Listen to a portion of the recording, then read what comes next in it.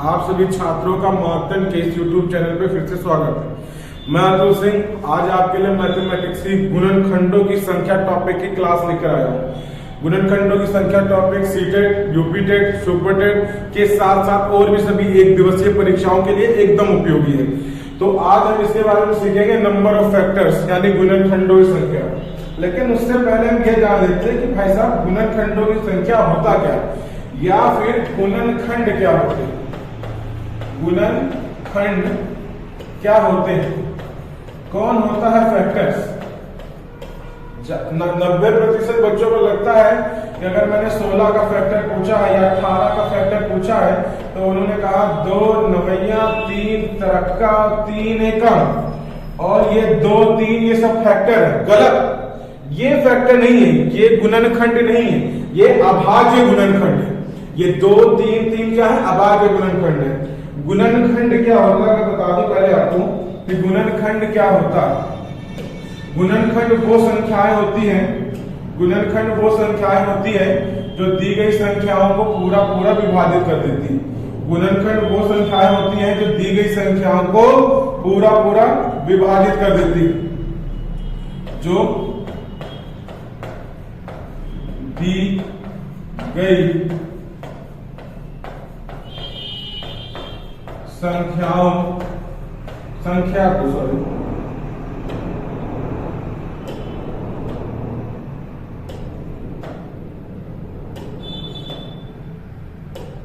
संख्या को पूर्णतः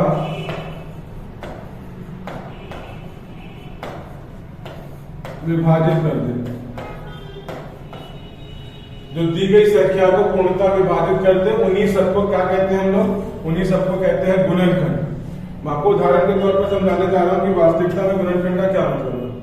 तो आइए एक छोटे से उदाहरण से सीखते हैं गुणनखंड का क्या मतलब होता है। जैसे एक संख्या ले ली मैंने 18, ठीक है, और आपसे सवाल पूछा गया कि बताइए 18 के सभी गुणनखंडों की संख्या क्या होगी। तो 18 के सभी गुणनखंड, तो गुणनखंड वो सभी होंगे जो 18 को काट रहे हैं। सबसे पहले 1 18 को काट रहा, 2 18 का पूरा पूरा विभाजित कर रहा, 3 उसके बाद 6 उसके बाद 9 उसके बाद स्वयं 18। ध्यान दिया आपने, ये सभी 18 के गुणनखंड है जो 18 को पूर्णतः विभाजित कर सकते हैं। कितने लोग हैं ये है 1 2 3 4 5 और 6। 18 के कितने गुणनखंड होंगे, 18 के 6 गुणनखंड होंगे। सभी गुणनखंडों की संख्या कितनी होगी, 6। ये 6 वो नंबर है जो 18 को पूरा पूरा विभाजित कर देंगे।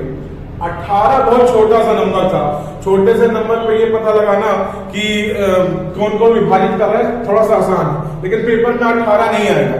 पेपर में कोई बड़ा नंबर आएगा 100 150 200 250 300 399 484 784, कोई बड़ा नंबर आएगा। तो उस बड़े नंबर पे क्या हम एक एक चेक करेंगे कि 1 से कट रहा, 2 से कट रहा, 3 से कट रहा, 6 से कट रहा है, 9 से कट रहा है। कटरा के चक्कर में इलाहाबाद कटरा पहुंच जाओगे, है ना। तो ये नहीं करेंगे, तो फिर क्या करेंगे भाई, ये नहीं करेंगे तो कुछ ना कुछ तो करेंगे, धरती पर आए कुछ ना कुछ करने के लिए, है ना। तो क्या करेंगे, देखते हैं क्या करेंगे हम लोग। आपको मैं बताने जा रहा हूं एक बड़े नंबर पे, है ना। जैसे मान लीजिए बड़ा नंबर ले लिया हमने 192, है ना, 192। आप निकाल के देख लीजिए, वीडियो पॉज कर लेना, रोक लेना और आप निकाल के देखिएगा 192 के अलग अलग गुणनखंड। जब आप 192 के अलग अलग गुणनखंड निकालते हैं तो गुणनखंड निकालना बहुत मुश्किल हो जाता है, क्योंकि बहुत सारे नंबर से 192 कटने वाला। मैं आपको ऐसा शॉर्ट मेथड बताऊंगा जिससे आप बहुत ही कम समय में इसके सभी गुणनखंडों की संख्या निकाल लोगे, वो भी कम मेहनत में। आइए सीखते हैं कैसे होगा। 192 पहले तो इसके ना अभाज्य गुणनखंड निकाल लेते हैं, इसकी बहुत जरूरत है। 2 नवैया 18 2 6 12, 2 से काटो 2 चौको 8 2 अठे 16, 2 से काटो 2 दूनी 4 2 चौको 8, 2 से काटो 2 एकम 2 2 दूनी 4,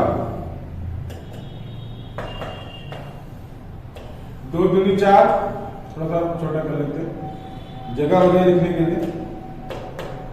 2 से काटा 6, 2 से काटा 3, 3 से काटा 1, आपने देखा 192 के हमने गुणनखंड कर लिया, अभाज्य गुणनखंड। ये सब कैसे गुणनखंड है? अभाज्य। लेकिन यहां से हमारा आंसर नहीं आएगा। हमको क्या चाहिए? हमको चाहिए सभी गुणनखंडों की संख्या। हमें चाहिए सभी गुणनखंडों की संख्या। कैसे निकलेगी सभी गुणनखंडों की संख्या? है ना? तो चलिए देखते हैं सभी गुणनखंडों की संख्या कैसे निकलेगी। सभी गुणनखंडों की संख्या के लिए नोटिस कर लीजिए, नोट कर लीजिए, या मुझे बार बार सुन लीजिए कि सभी गुणनखंडों की संख्या निकालने के लिए क्या करेंगे। पहले इसे 1 2 3 4 5 6, 2 की घात कितनी है? 6, है ना? 1 2 3 4 5 6, और 3 की घात कितनी है? 3 की घात 1। 2 6 बार है तो 2 की घात 6, और 3 1 बार है तो 3 की घात 1, है ना? इस तरह लिख लिया। अगर सभी गुणनखंडों की संख्या निकालनी तो क्या करेंगे? घातों में 1 जोड़कर गुना कर देंगे। मेरी बातें सुनिएगा ध्यान से, मैं लिख दे रहा हूं। घातों में 1 जोड़कर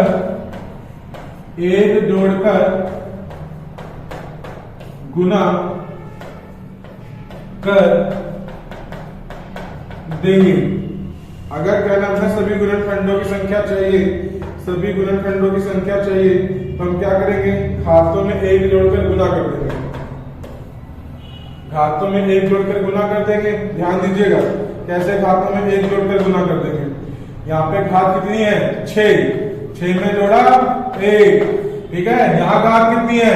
1, 1 में जोड़ा 1, 6 और 1 कितना हो गया? 7, गुने 1 और 1 कितना हो गया? 2, 7 दूनी 14, यानी कि गुणनखंडों की संख्या कितनी आ गई?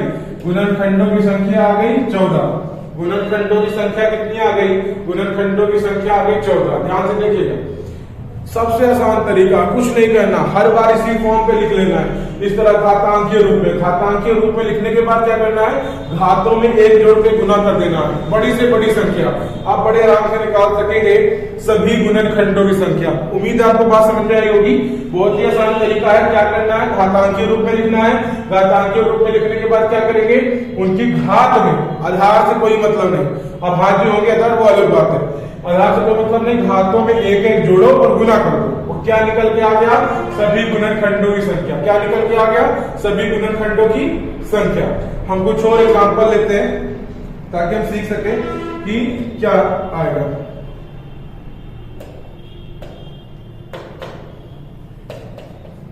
आइए अगला नंबर लेते हैं, अगला क्वेश्चन लेते हैं 2520। ठीक है, 2520 मैंने नंबर इसलिए लिया है, इतना बड़ा नंबर आपके पेपर में नहीं आएगा, परेशान मत होइएगा। लेकिन 2520 इसलिए लिया कि 2520 अपने आप में खास क्यों? क्योंकि ये प्रथम 10 प्राकृतिक संख्याओं का लासा है। डायरेक्ट क्वेश्चन कई परीक्षाओं में पहले पूछा जा सकता है। 2520 के बारे में खास बात क्या है? ये प्रथम 10 प्राकृत संख्याओं का लासा, प्रथम 10 प्राकृतिक संख्याओं का लासा, ये प्रथम 10 प्राकृतिक संख्याओं का लासा। अब इसमें पूछ ले सभी गुणनखंडों की संख्या, इसमें पूछ ले सभी गुणनखंडों की संख्या, तो क्या करेंगे? फिर से अभाज्य गुणनखंड निकालेंगे। मेरे साथ देखते रहिएगा, करते रहिएगा, साथ साथ सॉल्व। 2 5 2 0 2 5 2 0। आइए फैक्टर करते हैं एक एक करके। 2 एकम 2, 2 दूनी 4, 2 छक 12 और 2 छक 12 और 0 का 0, 2 छक 12, 2 तिहाई 6 0, 2 तिहाई 6, 2 एकम 2, 2 पंजे 10। अब ये 3 1 4 5 9, 3 से कटेगा, 3 एकम 3। अब जो एकदम मल्टी टैलेंटेड स्टूडेंट होते हैं, बहुत ही फोकस में रहते हैं, वो यहीं पे गलती कर देते हैं भाग करने में, बाकी क्वेश्चन सॉल्व करना आता है। लेकिन 3 एकम 3 और 3 पंजे 15, गलत। 15 दिया 45 होता, 315 नहीं होता। तो यहाँ पे 3 एकम 3, 0 का 0, 3 पंजे 15, 105 आएगा। ऐसी छोटी गलती तो कतई ना करना, ठीक है? दूसरे लोग नहीं हंसेंगे, बाद में पेपर देने के बाद आप अपने आप पर हंसेंगे, ठीक है? 35 5 से काटा 7, 7 से काटा 1, ये आ गया। एक बार, दो बार, तीन बार, दो तीन बार आ गया। दो कितनी बार आ गया? 3 बार। एक बार, दो बार, 3 कितनी बार है? 2 बार। 3 कितनी बार है? 2 बार। 5 कितनी बार है? 1 बार। और 7 कितनी बार है? वो भी 1 बार। आप सवाल फिर से वही आ गया, सभी गुणनखंडों की संख्या। अगर आप ध्यान से देखेंगे तो सवाल फिर वही आ गया, सभी गुणनखंडों की संख्या। अब ये सभी गुणनखंडों की संख्या निकालने के लिए अभी अभी हमने आपने क्या पढ़ा कि घातों में 1 जोड़कर गुना कर देंगे। क्या कर देंगे? घातों में 1 जोड़कर गुना कर देंगे। ठीक है, तो घात कितनी कितनी है ध्यान से देखेंगे। घात कितनी कितनी है? इसकी घात कितनी भाई साहब? 3। 1 जोड़ 2, आराम से करेंगे, बहुत आराम से। इसकी घात कितनी है? 2। 1 जोड़ 2। इसकी घात कितनी है? 1। इसमें भी 1 जोड़ 2। और इसकी घात कितनी है? 1। इसमें भी 1 जोड़ 2। जोड़ दिया। सभी घातों में 1 जोड़कर उनको गुना करना है। 3 और 1 जोड़ा 4, 2 और 1 जोड़ा 3, 1 और 1 जोड़ा 2, 1 और 1 जोड़ा 2। आइए पारा पढ़िए। 4 तिया 12, 12 दूनी 24, 24 दूना 48, यानी गुणनखंडों की संख्या कितनी हो गई? 48। 2520 के सभी गुणनखंडों की संख्या कितनी हो गई? 48। 2520 के सभी गुणनखंडों की संख्या क्या हो गई? 48। आइए 1-2 क्वेश्चन और करते हैं, पॉज करके नोट कर ले रहे हैं इसको।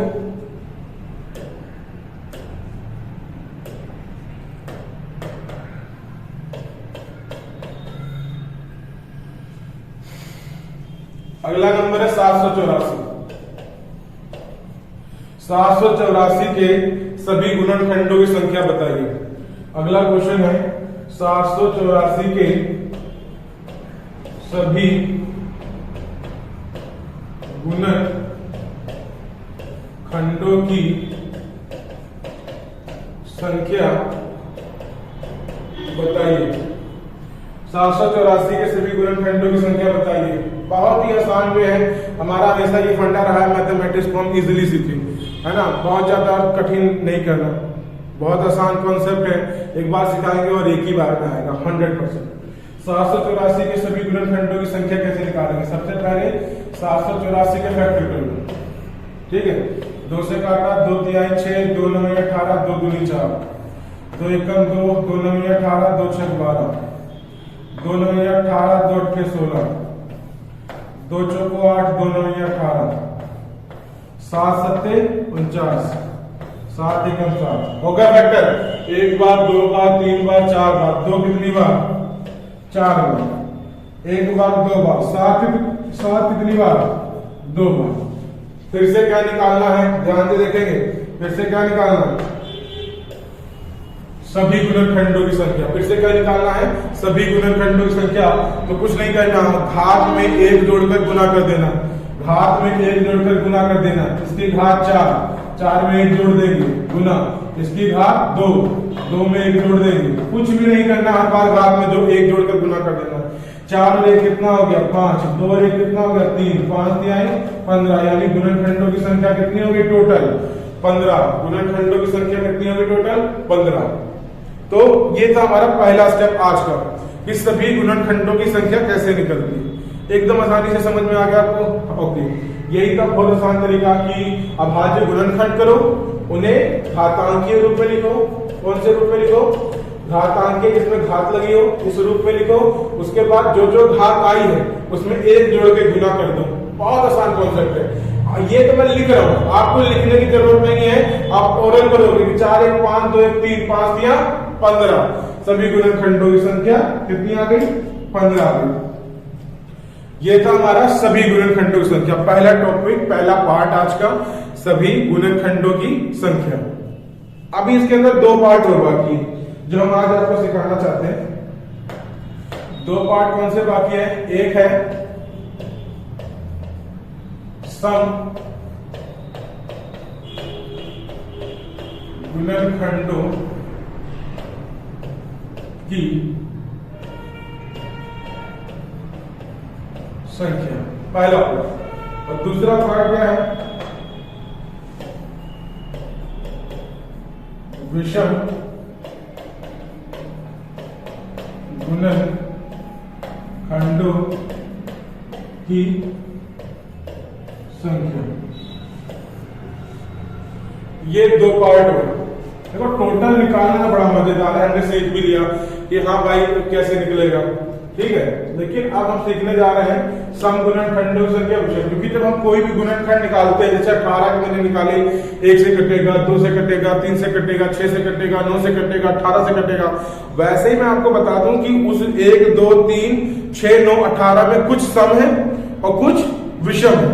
तो अब मैं पूरे गुणनखंड निकालूं, उसमें से सम को फाइंड आउट करूं, है ना, तो फिर क्या फायदा है इसी क्लास का। तो हम आपको एक इतना आसान वे बताएंगे कि आप बिना किसी की मदद के बहुत कम समय में सम गुणनखंडों की संख्या भी निकाल लेंगे और विषम गुणनखंडों की संख्या भी निकाल लेंगे। आइए स्टार्ट करते हैं। एक ले लेते हैं हम, एक एग्जांपल ले लेते हैं, मान लीजिए 100। दोनों तरफ एक ही क्वेश्चन सॉल्व करेंगे, आप एक ही बार में सीख लेंगे। क्वेश्चन है, ध्यान से देखिएगा, 100 के सम गुणनखंडों की संख्या, 100 के सम गुणनखंडों की संख्या। और यहां क्या सीखेंगे, 100 के विषम गुणनखंडों की संख्या। वहां पे 100 के सम सीखेंगे और यहां पे 100 के विषम सीखेंगे। एक ही बार में दोनों कॉन्सेप्ट क्लियर हो जाएंगे, ठीक है।